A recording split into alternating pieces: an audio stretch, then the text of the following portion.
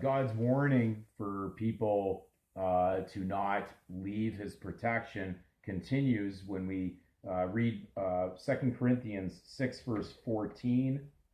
Paul's words there, he says, "Be ye not unequally yoked together with unbelievers." We know what a yoking. Yoke also means incorporate, to join. So when you're incorporating two things that weren't together, that's a yoking. So just like we call it an incorporation. When you go into the corporate state, that's incorporating your private name into the public, which oil and water doesn't mix. One's spiritual, one is secular. "Be ye not unequally yoked together with unbelievers, for what fellowship hath righteousness with unrighteousness? And what communion hath light with darkness?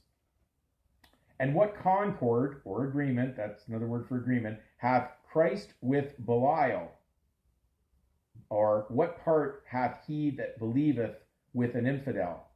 Okay, we know that the surname also represented a heathen, a Gentile, an unbeliever in its connotation. In definition, Samuel Johnson's Dictionary, 1755, you can find these kind of definitions dealing with the gentilidious name or surname. Who was Belial? Why would Christ say he has no concord or agreement with Belial? Belial was a worthless man in the Hebrew language, but it also in the Roman civil code, basically a strammonus homo was the same thing, a man of no means, a worthless man. Okay, and they need someone who's worthless who will give up their righteousness or moral code for secular monetary gain, short term basically success. "And what agreement hath the temple of God with idols?"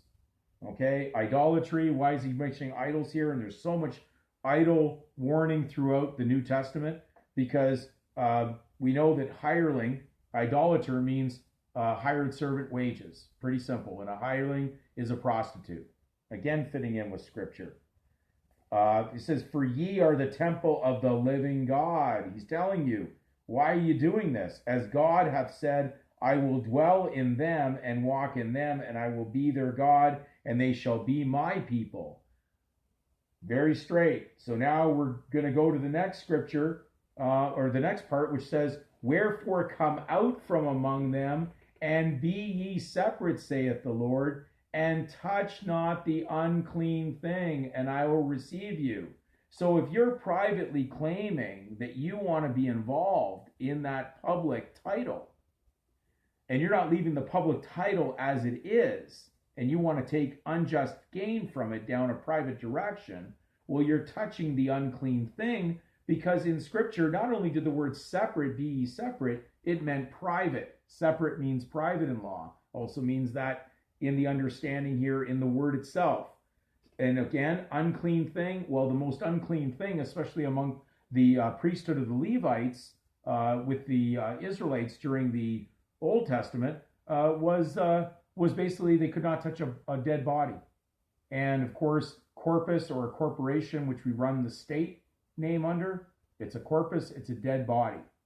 In fact, the Canadian law states that the only legal person known to their law is the body corporate or the body corpus. So it's a dead body. It's only that surname. It has nothing to do with your given name until you interfere and take it personally. Therefore, you receive offense. And so therefore, we see the warning there on that. Very straightforward. We're going to go quickly to Romans next in the next video.